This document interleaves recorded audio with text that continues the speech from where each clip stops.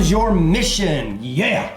Today I'm going to go through another rags to rich transformation. I'm literally showing you, and I'm going through and documenting my entire journey from rags to riches. And this is one of the processes I've discovered. And so I'll take and I'll share with you 3 secrets today about how your mess becomes your mission. Because if you're like me, you probably discovered at one point in time that life did not work out the way it was supposed to. And so in the end, you actually felt like you stepped in a big old stinky mess.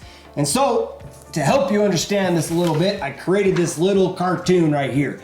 All it shows is your mess becomes your mission. And I will break down the 3 secrets so that you can see it. And when you see it, you can recognize the pattern. And then you can say, boom, I know what this means. This is a good thing. And then you'll see it why. Okay, my backstory a little bit. And this is how I learned this thing. So I was clipping along, doing great. I had a business where I was working with my friend on a flooring company. Created a tremendous amount of sales for him. Was probably installing 20 floors a week. We were clipping along, doing installations, making money. Everything was great. At the same time that happened, the quality, we stopped delivering as good a quality as we should, and customers were getting a little frustrated. Then there was a big fire up here where I lived. I got evacuated, and during the evacuation, the customers went away. My house looked like it was gonna burn down, and we hit a big old stinky mess. In fact, my wife slipped off into some crazy depression. And it was really, really hard. And so from that was it happened in 2018 is when that happened. So since then, I've been working on figuring out how to take and turn my mess into my mission. But sometimes what happens is, Napoleon Hill calls this a sixth sense. You can call it infinite intelligence. If you're religious, you can call it the Holy Ghost or the Spirit, whatever it is. But there seems to be a divine power that steps into your life that starts to say, it's time to do a correction. It's time to try something different. Because what happens is we become very, very comfortable staying exactly where we're at. Take a lobster for an example. It puts that hardened shell on. And what happens is that lobster starts getting bigger and bigger and bigger. The way he can grow is he literally splits his shell. Literally splits the shell, comes off, and then the lobster emerges completely it's got a skeleton, it's got a new shell in the forming, but it's soft. So in essence, it becomes very vulnerable. But in that vulnerability, it allows it to expand and to become more than it was.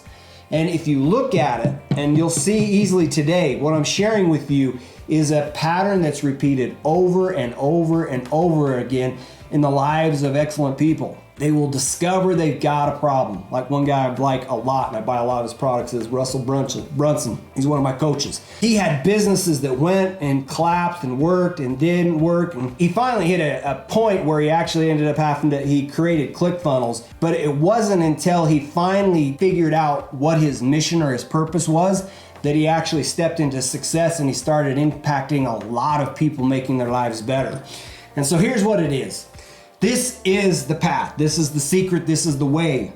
As the Mandalorian would say, the magic behind bad things that happen. Something's going to happen. It's going to give you pressure, and it's going to cause you to want to shift your life to do something different. That's not a bad thing. It's actually a requirement. What really steps into play is, how do we respond to the life event? Because it will happen. And so you got to do the elective transformation. Or you got to decide, is it worth it to make a change because you know the thing that you did wasn't working? That's where I found myself. I discovered what I was doing wasn't working. It stopped working. That's how I came back to solar. I put solar up on my house, loved it, thought it was awesome, thought everybody should have it. In fact, when my sister got it, my folks got it, a lot of friends got it. So I'm like, you know what? Let's go back to that thing that was actually very, very valuable. Now I'll show you this transformation's taking place as it's leading into this step number 3, which is the conversion code. I will show you this transformation that's taking place. I'm right here in the middle of this. I'm still between kind of like secret number 2 and secret number 3. And you'll see it as soon as I show this to you, you'll immediately start seeing and understanding the problem. So you know that I've got into solar. Here's the magic, or here's the big thing behind solar. There's a graph from the US Department of Energy which shows you the cost of electricity and how things have increased. Now, when they talk about like a unit of energy, they're talking about kilowatt hour. Kilowatt hour is a unit of energy like of electricity. It's kind of like a gallon of gas, but a gallon of gas is $2 and like, I don't know, 50 cents a gallon. Electricity Back in the 1970s, it was 2 cents a kilowatt hour. Till today, it's up over 12 cents a kilowatt hour. Or in other words, electricity in the United States has gone up 600%. But here's where it gets even more interesting, because the utility grid is aging at a significant clip. Almost all of the electricity, the utility grids in the United States are 30 years or older. What that means is there's going to come a time where there's going to be a massive retrofit, and the cost of building out this new system is going to make this cost increase right here seem dwarfed, because it's already documented. The facts are known. The U.S. Department of Energy is already publishing how much it's going to cost to upgrade the system. Now you're thinking, I don't want to participate in that. But that's not the only story. You already know that the cost of electricity is going way up. But here is where it becomes even more significant. And I'm sharing this with you so that you can see my mission and you can see a method. Like, sometimes it's hard to see the future. You can't see every step in advance. So you're leaning forward and you're discovering your path along the way as you make this transformation. This graph right here, it documents how many natural disasters have been taking place in the world. So if you come back here to the 1960s, they were documenting about 50 occurrences, natural disasters in the world. So not significant, 50-ish somewhere in here. Well, if you look, as time has gone on, the amount of events is accelerating till today, where we're actually over 400 natural disasters a year. In other words, it's about an 800% increase. You can see an example of this right here, right now. There was a massive storm that came up through Texas. It went up towards Canada. It went across 14 states.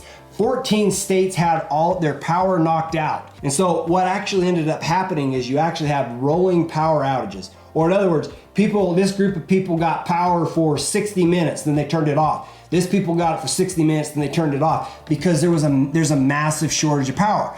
Problem is utility companies are these single little teeny clusters, or they're single points of failure. So if the grid goes down or utility goes down, boom, all of a sudden everybody discovered they're in a world of hurt. And as you look at this graph, the amount of hurt that's coming and the amount of hurt that already exists is significant. The secret behind solar is when I put solar up on top of somebody's house, I put it up there with no money down. Meaning, you don't actually have to put a dime down to get your solar, but I can cut your electric bill in half. I can also make a family prepared by putting batteries on it, so that if the grid goes down, you're good. You got power. I'm putting batteries on my house right now to enable me so that, like, I'm good. Power goes down, I'm good. It doesn't matter, because I would rather protect me and my family by controlling the environment and making sure that where we are is safe. A friend of mine, he's got a 2-year-old son. His son seems to build up like mucus, and his body has a hard time breaking down vitamins and stuff. He's 2, and they've had to beat his chest ever since he was a young kid.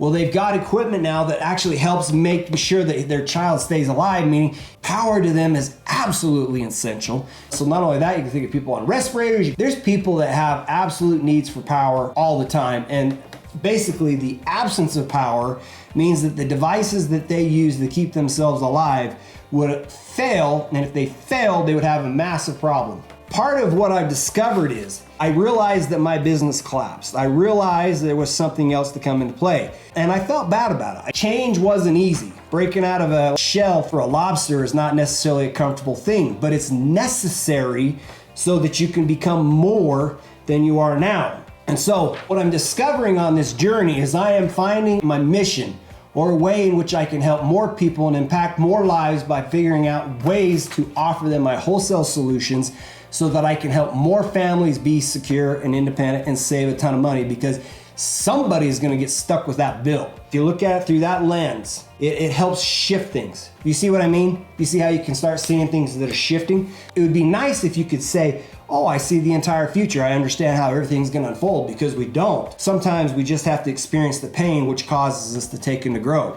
I had a friend of mine who, she was in a marriage, and her marriage was struggling, and her husband was about ready to leave her.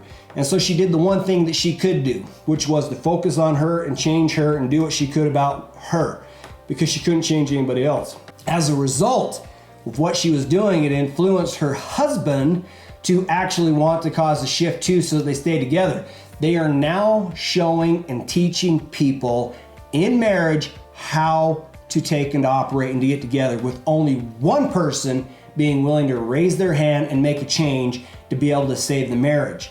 And as a result, they have a 1% divorce rate among students that take their class and get into their highest level. That was their mess. It became their message. You're gonna see this process rinse and repeat over and over and over again. I see the problems, I see the rate increases that people will pay on their utilities, I see the escalating data showing natural disasters have increased 800%. What that tells me is I'm moving in a direction where I know I can make a huge difference and impact people's lives for the better. Anyway, if you want, go to AskSolarMike.com, just check it out. You can ask me, you can learn from me, you can find out things that I'm doing to be able to find my voice that I might help more people. Anyway, I will talk to you later.